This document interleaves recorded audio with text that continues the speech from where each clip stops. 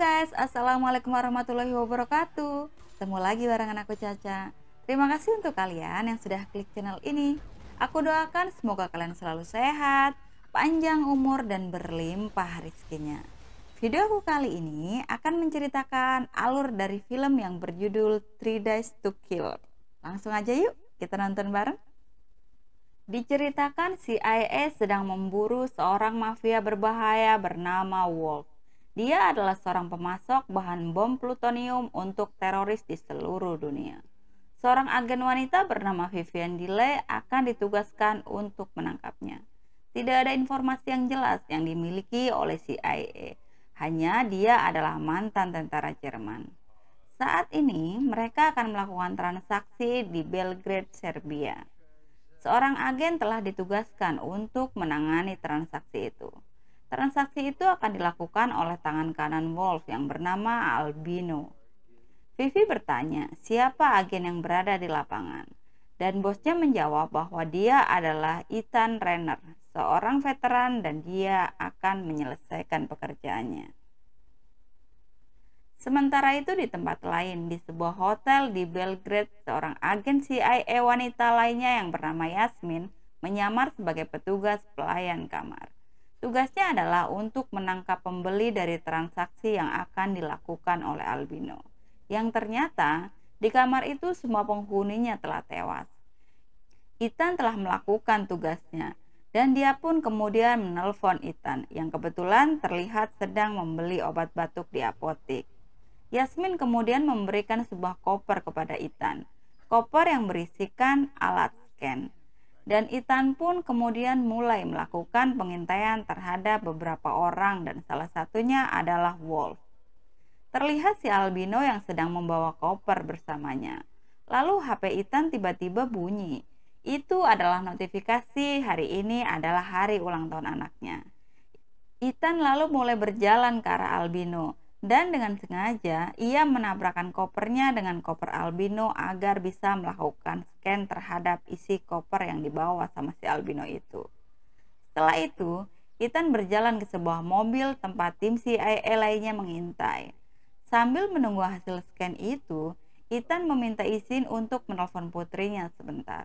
Karena nggak punya koin, dia kemudian meninggalkan jamnya di sebuah kedai untuk diganti dengan beberapa koin untuk menelpon. Sementara itu, Albino yang sedang menuju kamar pembeli untuk bertransaksi secara nggak sengaja ketemu sama Yasmin dan dia masih mengenalinya. Tim CIA yang mengintai di mobil mengatakan harus segera bergerak karena Yasmin udah ketahuan. Dan hasil scan akhirnya menunjukkan jika itu adalah positif bom. Sementara Albino tiba-tiba mendapat telepon dari bosnya The Wolf yang memintanya agar transaksi itu dibatalkan karena udah ketahuan. Dan setelah itu dia pun langsung membunuh Yasmin. Ethan yang sedang menelpon anaknya terkejut saat ia melihat anggota CIA yang sudah bergerak keluar dari tempat pengintaian. Terjadi tembak-menembak yang seru di depan hotel itu. Dan baru saja Ethan masuk ke hotel, tiba-tiba sebuah bom meledak dan langsung membuat Ethan terlempar.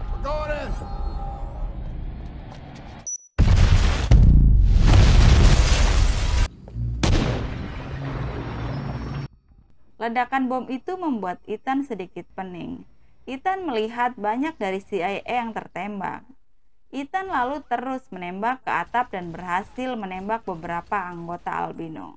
Albino lalu kabur dan Ethan terus mengejarnya. Di kejauhan terlihat Vivi yang sedang memantau semua kejadian itu. Lalu tiba-tiba Ethan merasakan pusing di kepalanya yang sangat berat. Padahal ia hampir saja mendapatkan si Albino. Dia lalu menembak kaki Albino dan akhirnya ia pun pingsan. Saat terbangun, rupanya Ethan telah berada di rumah sakit. Dan ia divonis glioblastoma, yaitu sejenis kanker otak. Dan itu udah menyebar sampai ke paru-parunya. Dokter menjelaskan kalau sisa umurnya hanya sekitar 3 bulan atau 5 bulan lagi paling lama. Dan akhirnya CIA pun memutuskan hubungannya dengan Ethan dan menyuruhnya untuk pensiun. CIA berterima kasih atas pelayanannya. Setelah tak lagi bekerja, Ethan lalu memutuskan untuk pulang ke rumahnya di Paris, dan ternyata sudah ada orang yang menghuni rumahnya. Namanya adalah Jules.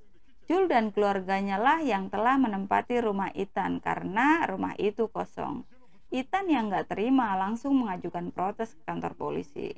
Namun sepertinya itu percuma, karena polisi di sana punya aturan untuk melindungi orang-orang yang terlantar dari musim dingin. Ethan akhirnya pulang dan terpaksa mengizinkan Jules dan keluarganya tinggal di rumahnya dengan beberapa peraturan. Pada malam harinya, Ethan memutar kaset video kenangannya bersama anaknya sewaktu anaknya masih kecil. Ethan kemudian menyadari jika dirinya sudah meninggalkan keluarganya terlalu lama, dan ia pun memutuskan kini sudah saatnya untuk kembali. Dan keesokan harinya, Ethan memutuskan untuk menemui istrinya yang bernama Christina. Dia menelponnya dan mengajak untuk bertemu karena ada beberapa surat yang harus diperlihatkannya. Di kantor pengacara, Ethan mengatakan kepada Tina jika dia sedang sekarat dan dia sangat ingin bertemu dengan Zoe putrinya sebelum dia pergi. Mereka kemudian mendatangi sekolah Zoe untuk menjemputnya. Terlihat Zoe masih kecewa sama ayahnya. Ethan kemudian mengajak Zoe pulang dengan memberikan sebuah sepeda, tapi Zoe menolaknya.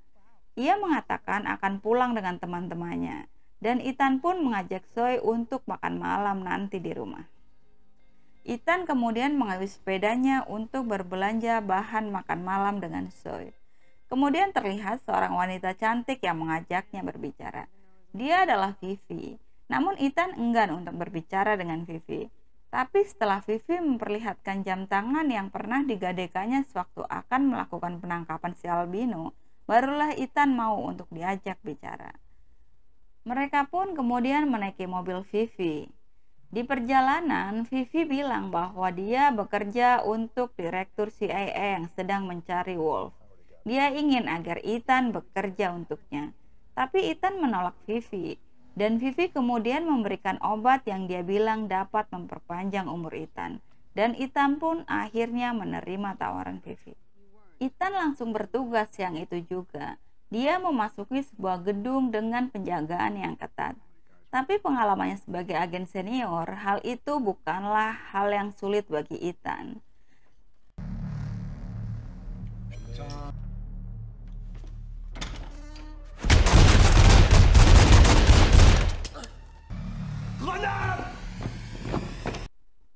Dan setelah selesai menembak beberapa orang, Vivi pun datang ke tempat itu, dan terjadi perdebatan antara mereka berdua. Tak lama Vivi pun bertanya tentang akuntan Wolf yang ada di Paris kepada salah seorang anak buahnya. Belum sempat orang itu menjawab, Vivi menembak orang itu. Setelah dia hanya menjawab tidak tahu. Saat di dalam lift, Vivi kemudian memberikan obat yang dijanjikan, tapi Ethan meminta banyak hal lainnya. Salah satunya adalah cek senilai $1 juta dan polis asuransi, dan Vivi pun menyetujuinya. Di tempat lain terlihat si albino yang sedang menyerahkan sebuah amplop kepada seorang dan langsung pergi setelah itu. Sampainya di rumah, Ethan yang mendengar teriakan dari dalam rumahnya, dia segera berlari dan mendobrak pintu kamar anaknya. Dan terlihat Zoe dengan rambutnya yang acak-acakan. Kemudian Tina yang baru saja sampai di rumah marah-marah dengan Ethan karena di hari pertama dia sudah mengingkari janjinya. Ethan kemudian menjelaskan kalau dia terlambat karena dia berhasil menemui orang yang dapat membantu mengobatinya. Dan malam harinya, Ethan merasakan ada keanehan yang terjadi dengan dirinya. Dia berhalusinasi dan kemudian dia pun langsung menelpon Vivi. Kemudian Vivi menyarankan untuk minum vodka agar ia bisa tenang. Dan pagi harinya, terlihat Tina akan pergi ke London untuk beberapa hari. Zoe keluar kamar dengan rambut barunya. Ethan tampak terpukau dengan penampilan anaknya. Kemudian terlihat HP Ethan berbunyi. Itu adalah panggilan dari Vivi. Ia menjelaskan kepada Zoe jika itu adalah dari bosnya. Ethan pun kemudian menemani Zoe yang akan berangkat ke sekolah. dan terlihat Vivi mendatanginya. Ia memberitahukan jika waktu Ethan tinggal 3 hari lagi untuk membunuh Wolf. Vivi juga memberikan sebuah cek kepada Ethan senilai $1 juta seperti yang dijanjikannya. Vivi kembali mengajak Ethan untuk menjalankan sebuah misi. Kali ini, Ethan harus bisa menemukan seseorang yang bisa mengetahui di mana posisi akuntan Wolf berada. Vivi mengatakan jika dia harus menemui seseorang yang bernama Mithad. Ia menjalani bisnis limosin untuk Albino. Tapi sampai di kantor Mithad, sekuritinya malah mengejek Ethan karena penampilannya. Dan kemudian dengan sedikit tipuan Ethan pun membunuh mereka. Everywhere in this town. Tak lama kemudian datanglah Mithad ke kantor itu. Dia melihat Ethan sudah duduk dan santai di meja kerjanya. Dan setelah sedikit bercerita, Ethan kemudian membawa Mithad ke rumahnya dan mengikatnya di kamar mandi. Namun saat dia sedang menanyai Mithad, dia mendapat telepon dari kepala sekolah Zoe yang memintanya untuk segera datang ke sekolah. Karena ada hal penting yang harus dibicarakan tentang perilaku Zoe. Tapi rupanya Ethan tidak marah dengan apa yang dilakukan Zoe. Ternyata Ethan memasukkan Mithad ke dalam bagasi. Ethan kemudian akan bertanya kepada Mithad. Ia akan menggunakan sedikit kekerasan. Namun baru saja dia mau beraksi, Zoe menelpon dan dia bilang minta maaf kepada Ethan. Dia ingin ayahnya itu untuk menemaninya untuk pergi bermain salju dan Ethan pun mengiyakannya. Kemudian Ethan lanjut menyiksa Mithad untuk mengetahui posisi akuntan Albino. Ethan pun pergi menemani putrinya untuk bermain dan bersenang-senang. Di dalam sebuah kafe, Ethan mengajak untuk makan malam dan menonton di rumahnya. Mulanya Zoe mengiyakan ajakan ayahnya, namun dia membatalkannya setelah tiba-tiba dia teringat bahwa malam ini dia sudah ada janji dengan salah satu teman lainnya yang bernama Karina. Ethan kemudian memberitahukan kegiatan hari itu dengan Zoe kepada istrinya. Seusai Zoe pergi, Ethan kemudian pergi ke Alpha. Ia ingin menyiapkan makan malam untuk Zoe. Namun seseorang yang tiba-tiba datang dan langsung menembaknya. Untunglah Ethan selalu menggunakan rompi anti peluru, sehingga dia pun selamat. Hingga akhirnya Ethan pun berhasil menembak orang yang tak dikenal itu sampai ia mati. Ethan baru saja sampai di rumahnya, dan saat ia memeriksa HP-nya, rupanya mendapat pesan suara dari Tina yang mengatakan jika dia tidak tahu sama teman yang bernama Karina. Karena khawatir, Ethan segera pulang ke rumah istrinya. Dia melihat ke kamar Zoe. Di komputernya, dia melihat jika Zoe janjian untuk bertemu di sebuah galeri tato. Dan Ethan lalu mencarinya di tempat itu. Tapi ternyata Zoe nggak ada di sana. Dan saat Ethan keluar, ia melihat sebuah mobil terparkir dan ternyata di dalamnya itu ada tasnya Zoe. Di dalam tas itu, ia menemukan sebuah kartu nama. Tak menunggu waktu lama, Ethan langsung bergegas ke rumah Mithad. Di sana, Ethan langsung memperlihatkan kartu yang didapatnya kepada anak-anak Mithad. Dan ternyata mereka mengetahui tempat itu. Terlihat sangat banyak sekali orang di rumah itu. Sepertinya sedang ada pesta. Ethan terus mencari-cari di mana kira-kira posisi Zoe. Namun tiba-tiba dia merasa pusing dan saat ia mau ke kamar mandi, tiba-tiba dia melihat Zoe yang juga melihatnya dan meminta tolong. Dan tanpa kenal ampun, Ethan pun langsung memukuli ketiga anak-anak bajingan yang ingin memperkosa Zoe. Ternyata Zoe tak menyadari apa yang telah dialaminya, sehingga Ethan pun merasa marah kepadanya. Dia bahkan ingin kembali ke tempat itu, sehingga mereka pun bertengkar. Ethan memaksanya untuk pulang dengan menggunakan sepeda, tapi Zoe mengatakan bahwa dia tidak tahu cara mengendarai sepeda. Dan keesokan harinya, Ethan kemudian memutuskan untuk mengajari Zoe untuk mengendarai sepeda. Sampai akhirnya dia pun bisa mengendarai sepedanya sendiri. Sambil belajar, Zoe berkata kepada Ethan, Apakah Ethan memiliki keluarga lainnya? Ethan kemudian menjelaskan kepada Zoe jika pekerjaannya membuatnya sering pergi. Kini ayah dan anak itu semakin akrab. Zoe bahkan mulai berkata jujur kepada Ethan. Ethan kemudian kembali mendatangi Mitat yang baru saja mengantar anaknya ke sekolah. Dia meminta Mitat untuk menunjukkan lokasi akuntan yang dia butuhkan. Setelah mendapatkan informasinya, Mitat pun kemudian mulai mengikuti mereka. Terlihat beberapa orang yang sepertinya anak buah Wolf sedang membawa koper dan menaiki mobil. Sebelum mengikuti mereka, Ethan memasang sebuah bom di kakinya. Ethan kemudian langsung memasang bom di kakinya itu di salah satu mobil orang-orang itu dan dia pun mulai menyerang. Ethan masuk mobil orang yang membawa koper lalu matikan. Saat mobil yang satu lagi mau mengejar, bom kecil itu langsung meledak hingga membuat mobil itu. Setelah berhasil kabur, Ethan lalu menawan orang itu di rumahnya. Namanya adalah Guido. Dan rupanya Guido lebih memilih untuk menyerahkan kopernya dan menyelamatkan hidupnya. Ethan lalu keluar dan meninggalkan pesan sama anak Julie untuk melepaskan Guido dalam waktu 2 jam ke depan. Setelah berhasil melakukan misinya, Ethan lalu mendatangi Vivi dan Vivi pun kembali memberikan suntikan untuk pengobatannya. Tak lama setelah itu, Ethan pun ke rumah istrinya. Malam itu, Zoe mengajak ayahnya itu untuk datang ke pesta yang akan diadakan sama Hook. Dan Zoe bilang pasti besok dia akan diajak berdansa, sementara dia sama sekali nggak tahu caranya berdansa. Dan Ethan pun memutuskan untuk mengajari putrinya itu berdansa pada malam itu. Sampai beberapa saat setelah itu, Tina datang kembali ke rumah itu. Dan ia terharu melihat kedekatan Zoe dengan ayahnya. Mereka lalu menghabiskan malam bertiga dengan saling bercerita satu sama lain.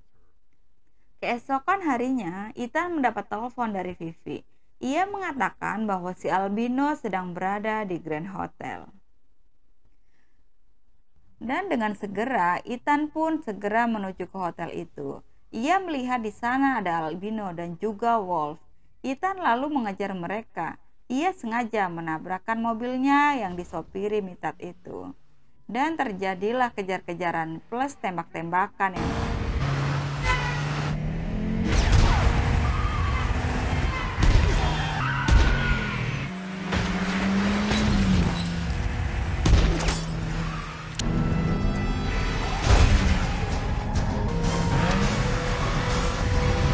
hingga akhirnya Ethan berhasil menabrak mobil si Albino dan bosnya hingga jatuh melewati pagar pembatas.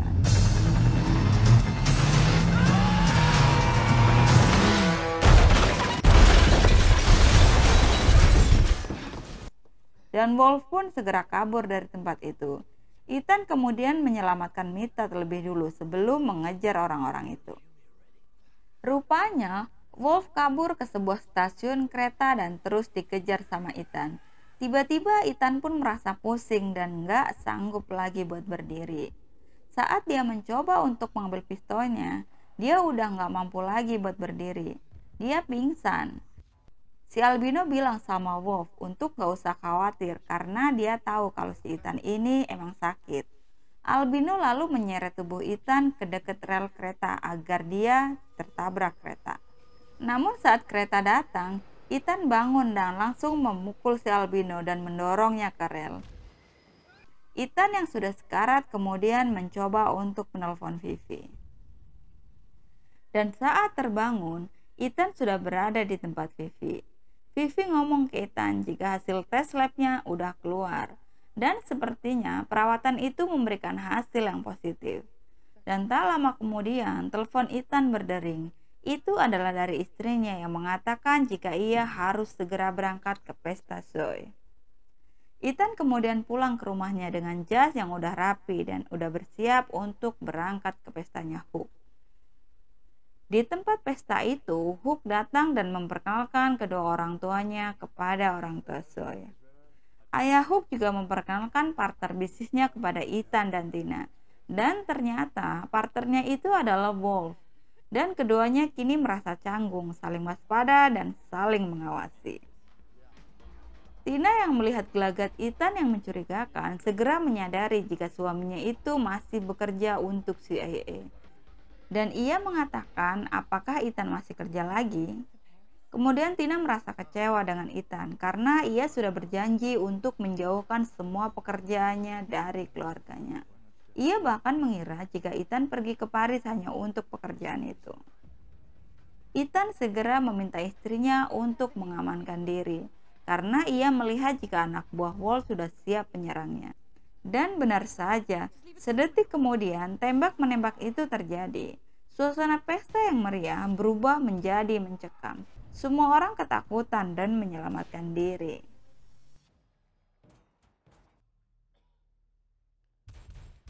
Setelah berhasil menumbangkan anak buah Wolf satu persatu, Ethan pun akhirnya kini berhadapan dengan Wolf. Ethan yang saat itu tinggal menembak saja, tiba-tiba merasa pusing dan akhirnya tak sanggup lagi melanjutkan petualangannya. Dan tiba-tiba Vivi datang dan meminta Ethan untuk mengakhiri Wolf. Tapi Ethan menolak. Ia mengatakan kepada Vivi jika istrinya memintanya untuk berhenti.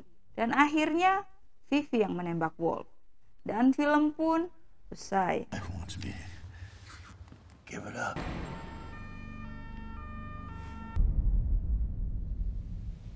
Ethan kini menikmati hari akhirnya bersama keluarganya. Mereka menikmati libur bersama dan Vivi mengirimkan obat untuk Ethan. Oke guys, itu tadi alur cerita dari film yang berjudul 3 Days to Kill. Semoga teman-teman terhibur ya. Jika teman-teman suka dengan film-film yang ada di channel ini, aku minta bantuannya untuk subscribe, like, dan juga share ya. Sampai ketemu di video aku selanjutnya. Sampai jumpa.